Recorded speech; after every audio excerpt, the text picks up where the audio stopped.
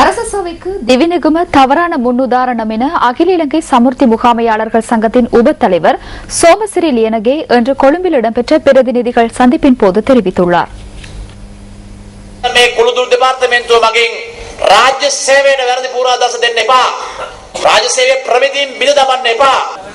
இந்த திணைக்களத்தினூடாக அரசு சபைக்கு தவறான முன்னுதாரணத்தை வழங்க வேண்டாம். அரசு சபையின் தரத்தில் வீழ்ச்சியை ஏற்படுத்த வேண்டாம். அரசியல் உறவு முறைகளுக்காக திணைக்களத்தின் செயற்பாட்டினை பலவீனப்படுத்த வேண்டாம். ஷிராணி பண்டார்நாயக்கவை வீட்டிற்கு அனுப்பி அமைக்கப்பட்ட இந்த திணைக்களத்தின் நடவடிக்கைகளை தொடர்வதற்கு இந்த சபையில் அமைச்சரிடமும் ஜனாதிபதியிடமும் கேட்டுக்கொள்கின்றோம். இந்த சீர்கேடுகளை நிவர்த்தி செய்து முறையான நிர்வாகத்தில் இந்த திணைக்களத்தை செயற்படுத்துங்கள். முன்னாள் சமுர்தி ஆணையாளருக்கு ஹம்மாந்தோட்ட மாவட்டத்தில் பணிப்பாளர் பதவி வழங்கப்பட்டுள்ளது. அது மாத்திரமல்ல, அவருக்கு தேவையானவர்களை இணைத்துக் கொள்ளவும் முடியுமா? இது அற்புதமான அரசு சபைக்கு ஆட்சேர்க்கும் விதமாகும்.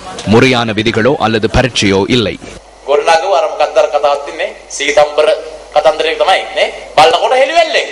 මෙච්චර අඩ බෙර ගහලා කරපු වැඩේ දිවිනගම දෙපාර්තමේන්තුව හෙළිවෙල්ලෙක්